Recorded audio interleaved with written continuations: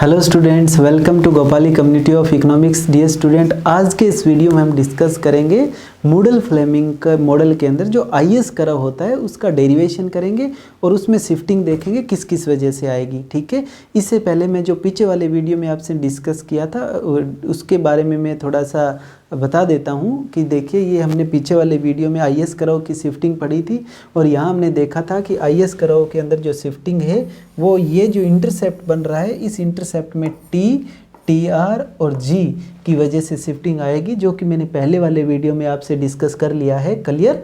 तो अब हम नेक्स्ट स्लाइड के अंदर डिस्कस करते हैं ओपन इकोनॉमी के अंदर आईएस कर्व कैसे बनता है। तो यहाँ पर आपने एक और इंटरेस्टिंग बात देखा कि यहाँ से जो आई उठाया था वो आई के साथ और ये आर का आई के साथ ये नेगेटिव रिलेशन बनाया था, तो हमारा आईएस कर्व का डेरिवेशन हुआ था। ये क्लियर है ना आपके? तो अब हम देखिएगा वो बनाते हैं नेक्स्ट स्लाइड के अंदर। तो देखिए डियर स्टूडेंट, वो मैंने आपसे डिस्कस कर रखा है एक्स एंट और एक्स पोस्ट के अंदर, तो वो हम सबसे पहले लगाएंगे एज इट इज़। तो ये देखिएगा, यहाँ पर आ जाता है ए एस और यहाँ आ जाता है ए डी। क्लियर? अब हम ये वाला एंगल यहाँ से लगाएंगे तो अपने आप कितना का बन जाएगा, 45 डिग्री का। तो A D identically equal to A S. Clear हो गया? अब देखिएगा, हम वही इक्वेशंस लिखते हैं सेम एज इट इज जैसे पहले लिखा था एग्रीगेट डिमांड वाला। तो देखिएगा dear student, A D is equal to C plus I plus G plus X minus M. Clear? अब मैंने इकोनॉमी को ओपन कर लिया और x माइनस एम को हम क्या लिख सकते हैं, नेट एक्सपोर्ट लिख सकते हैं। तो देखिएगा, A D is equal to C plus I plus G plus N X. ये हो गया हमारा। जस्ट एक मोमेंट, दोबारा लिख देता हूँ इसको, नेट एक्सपोर्ट। क्लियर है? अब देखिएगा यहाँ पर सी की वैल्यू हमारे पास क्या थी, C is equal to C bar plus C note Y minus T plus में टी आर, डिस्पोजेबल इनकम। तो ये एग्रीगेट डिमांड के अंदर लिख देते हैं, this is equal to C bar plus में C note Y minus T plus में टी आर। क्लियर? प्लस में आई प्लस में जी प्लस में N X, net export. Clear हो गया? अब इसको यहाँ पर ठीक से लिख देते हैं जैसे हर बार लिख रहे थे, A D is equal to C bar plus में, जस्ट एक मोमेंट, प्लस नहीं आएगा यहाँ, माइनस में सी नोट टी प्लस में C naught T R plus में आई प्लस में जी प्लस में N X and plus C note Y. ये अपना जो फर्स्ट लेक्चर था उसके अकॉर्डिंग आ गया। ये वैल्यू यहाँ पर वहाँ लगा देते हैं। तो यहाँ पहले लिख देते हैं कोमा लगा करके, कोमा वाई और इधर ए डी। क्लियर है ना ये बात आपकी? तो अब देखिएगा, ये वैल्यू यहाँ से लगा दिया।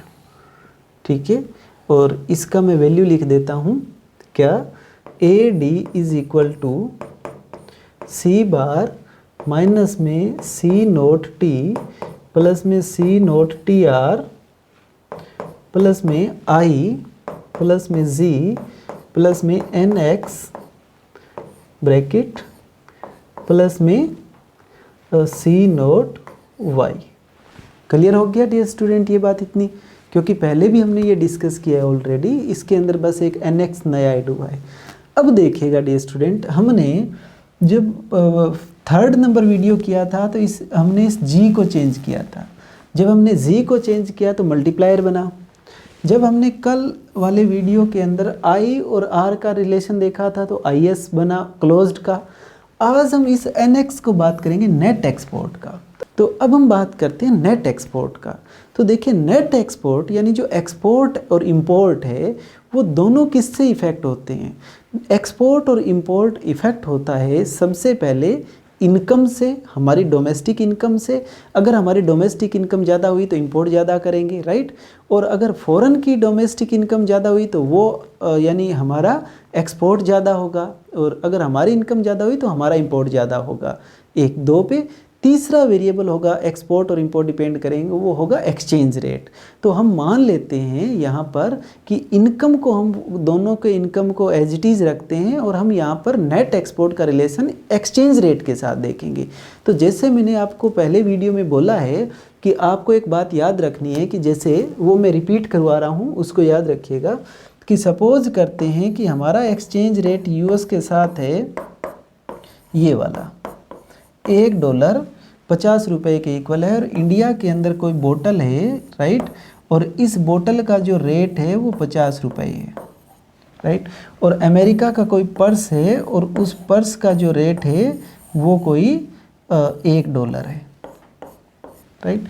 अब देखिएगा, अगर हमें पर्स लेना है तो 50 रुपये हम छोड़ेंगे, डॉलर मार्केट से लेंगे, अमेरिकन जो सेलर है उसको $1 देंगे और पर्स ले लेंगे, यानी हमारे इनडायरेक्टली जो पर्स है वो 50 रुपये का पड़ा है।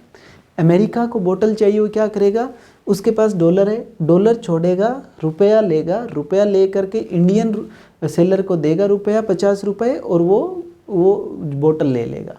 क्लियर हो गया। अब क्या होता है, सपोज कीजिए कि एक्सचेंज रेट ये हो गया, यानी इंडियन रुपीज़ वीक हो गया, वीक होने का मतलब डेप्रिशिएट कर गया। तो क्या होता है, अब क्या होगा, अगर हमें पर्स चाहिए तो पर्स अगर हमें चाहिए तो हम अब 100 रुपये छोड़ेंगे तो $1 लेंगे, और फिर हमारे पास पर्स आएगा, यानी पर्स जो हमारे पहले 50 रुपये का पड़ता था, अब वो पर्स हमारे 100 रुपये का पड़ने लग गया, यानी पर्स इंपोर्ट करना हमारे लिए महंगा हो गया जब करेंसी डाउन जाती है। तो क्लियर। अब यहाँ पर हम उसके लिए देखते हैं कि उसके लिए अब ये बोतल कितने की पड़ेगी, कि उसको अभी $0.5 छोड़ना पड़ेगा, तो उसके 50 रुपये आएंगे, 50 रुपये दे करके ये बोतल ले लेगा, यानी उसके बोतल $0.5 में पड़ रही है। यानी जैसे ही करेंसी हमारी डाउन गई तो हमारा एक्सपोर्ट सस्ता हो गया और हमारा इंपोर्ट, यानी कि हमें पर्स खरीदना महंगा हो गया और बोतल बाहर भेजना हमें सस्ता हो रहा है। क्लियर। तो जब करेंसी वीक होती है तो नेट एक्सपोर्ट बढ़ता है, ये बात आप ध्यान रखिएगा।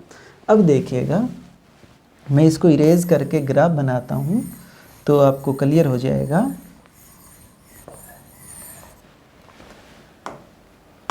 देखिए यहाँ पर बना लेते हैं, यहाँ पर मैं लिख देता हूँ एक्सचेंज रेट और यहाँ पर मैं लिख देता हूँ नेट एक्सपोर्ट। अब डियर स्टूडेंट एक बात देखिएगा, ये इनिशियली कोई ई नोट है, तो सपोज कर लेते हैं उसके ऊपर कोई नेट एक्सपोर्ट है, राइट। ये कोई नेट एक्सपोर्ट हो गया यहाँ पर, और वहाँ पर जैसे आर नोट लगाया था ना मैंने, आई नोट और आर नोट, उसी तरह मैं अब यहाँ पर लगा लेता हूँ इसके ऊपर एक्स नोट और ई नोट। ये क्लियर हो गया ना, एनएक्स के ऊपर लगा देता हूँ। अब देखिएगा, एक्सचेंज रेट अगर आपका वीक होता है, वीक होने का मीनिंग क्या है, मैं यहाँ पर लिख रहा हूँ $1 इज इक्वल टू 50 रुपीज़। ये तो आपका ई नोट एक्सचेंज रेट था। अब आपका ये हो जाता है एक्सचेंज रेट, ये हो जाता है, तो वीक हो गया। तो आप कहोगे जी इसको तो ऊपर लगाओ, क्योंकि यहाँ से चलते हैं तो 50 फिर 100, यानी 50 और 100 तो 100 तो ऊपर आएगा, तो आप ऊपर लिखो। नहीं नहीं, अब मैं इसको यहाँ रुपए के अंदर, यहाँ से देखिएगा एक प्रॉब्लम है, अगर मैं इनिशियली यहाँ 50 लगा दूँ ना बच्चे, तो वीक दिखाने के लिए मेरे को ऊपर जाना पड़ेगा। तो एक तो देखो ऊपर जाएंगे तो वैल्यू तो बड़ी हो रही है, वैल्यू ऊपर जा रहे हैं, बड़ी हो रही है, तो और बोल रहे हैं उसको कि वीक हो गया, तो ये बात थोड़ा सा करने में हमें अकवर्ड लगता है। तो हम इसको कैसे चेंज करेंगे, ये चीज़ देखिएगा। हम क्या करेंगे, यहाँ रुपए में ना लिख करके ये वैल्यू मैं डॉलर में लिख देता हूँ, और फिर देखिएगा आप क्या समझ आएगा आपके। देखो पहले यहाँ पर $1 है इनिशियली, जस्ट एक मोमेंट, पहले यहाँ पर $1 है ना, तो ये लिख दिया मैंने $1। क्लियर। अब देखिएगा सेम ये 50 रुपये का है, ठीक है। अब 50 रुपये का, अब ये एक्सचेंज रेट होने के बाद सेम 50 रुपये कितने का आएगा, ये $1 आएगा 100 रुपये का, लेकिन 50 रुपये का कितना डॉलर आएगा, आधा। यानी इसका मैं ये साइड इक्वल कर लेता हूँ, तो 50 रुपये इज इक्वल टू $1/2। तो यहाँ पर भी तो हमारा रुपया वीक हुआ है, ये दोनों इक्वल हैं, लेकिन ये देख लीजिएगा वीक हुआ है ना, तो इसलिए मैं इसको यहाँ लगा देता हूँ कि ये वाला ये $1/2, वही सेम 50 तो वीक हो गया, तो नीचे भी लेके जा रहे हो और नीचे वैल्यू ग्राफ की भी वीक होती है, डाउन जाती है। तो इसलिए आगे से आपको इसलिए ध्यान करना है, ये लॉजिक है इसके पीछे। आगे से आपको क्या ध्यान करना है वो देखिएगा कि लिखने की ज़रूरत नहीं होती है, उसके अंदर सेल्फ अंडरस्टूड होता है कि यहाँ पर आपको डॉलर लिखना है। क्लियर हो गया ये बात। तो अब आपका रुपया वीक हो गया, तो एक्सचेंज रेट डाउन। अब मैंने आपको करवाया था कि जब करेंसी वीक होती है तो एक्सपोर्ट बढ़ता है और इंपोर्ट कम होता है। तो एक्सपोर्ट बढ़ता है तो नेट एक्सपोर्ट क्या होता है, x माइनस एम। तो एक्सपोर्ट बढ़ेगा और इंपोर्ट कम होगा तो नेट एक्सपोर्ट क्या हो जाएगा, ज़्यादा। तो करेंसी डाउन जाने से नेट एक्सपोर्ट बढ़ गया, 1 हो गया, ये हो गया ना इतना। तो ये इसका क्या रिलेशन आया हुआ है, डाउनवर्ड। तो अब देखिएगा ये वैल्यू इतनी हो गई, पहले इतनी थी, यानी ये डाउन गया तो नेट एक्सपोर्ट बढ़ गया। अब देखिएगा डियर स्टूडेंट, यहाँ पर मैं एक जस्ट फिगर लगा देता हूँ, फिर उसके बाद करवाता हूँ आगे, ठीक है। देखिएगा जस्ट एक मोमेंट।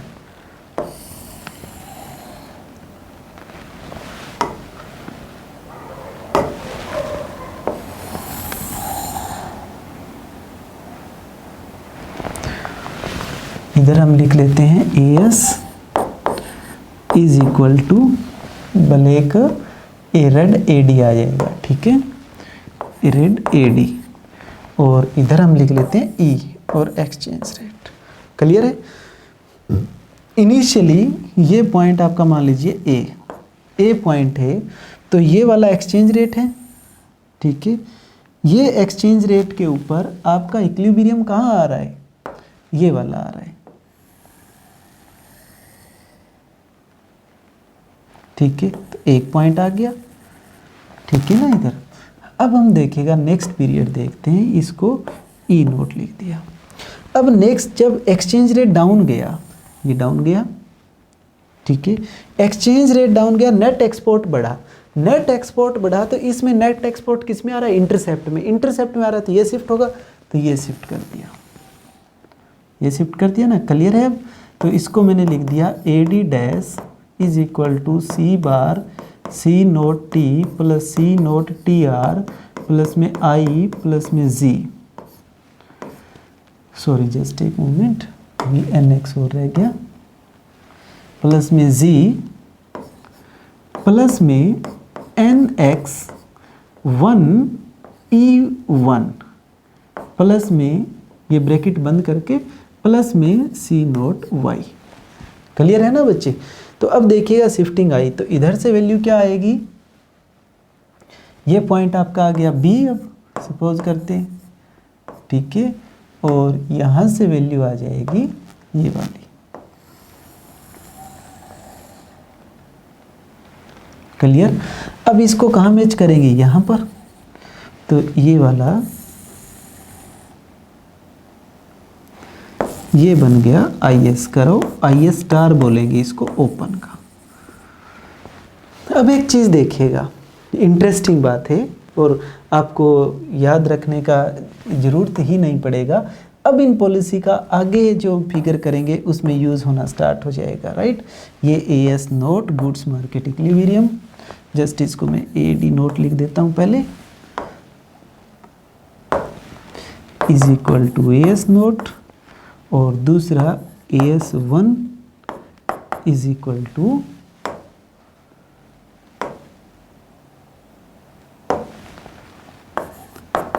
AD1। क्लियर है।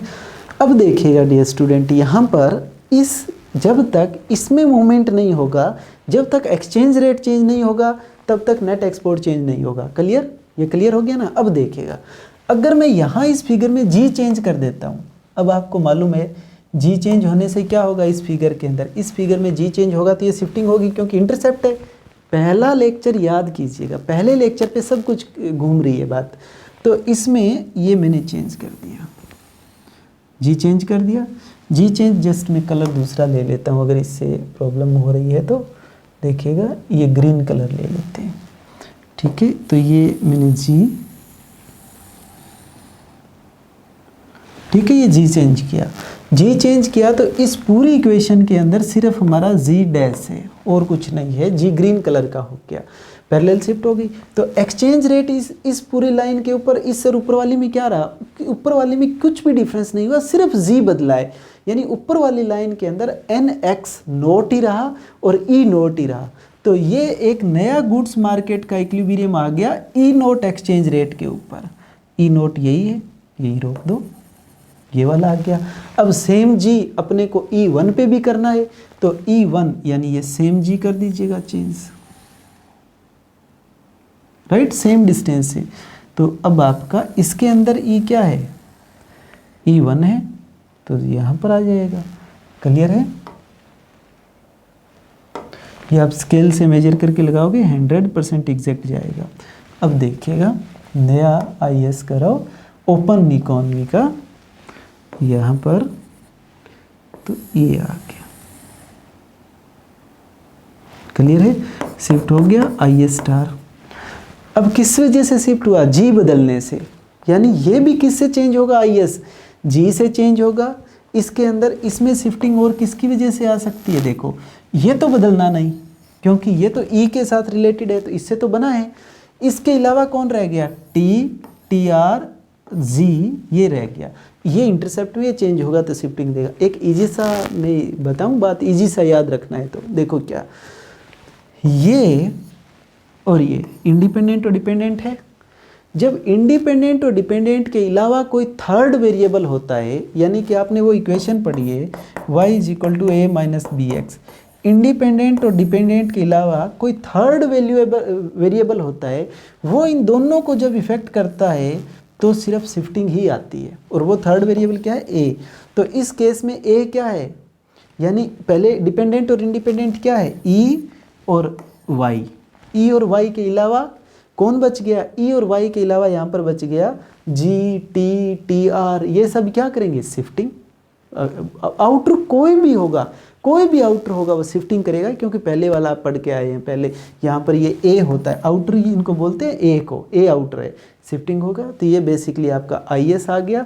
अब IS ओपन का आ गया और क्लोज का कल करवा दिया था। आज आपको याद क्या रखना है कि ओपन IS के अंदर किसकी वजह से शिफ्टिंग होगी, G, T और TR। अब इसका आगे यूज़ करना है मेरे को, ठीक है। मूडल फ्रेमिंग मॉडल अभी कल LM बनेगा, और LM का क्लोज्ड और ओपन का, और फिर ओपन का LM और ओपन का ही IS, दोनों को मिला करके मूडल फ्रेमिंग मॉडल करेंगे। सो इंटरेस्टिंग है। क्लियर? ठीक है, तो आज इस वीडियो में इतना ही। Thank you so much.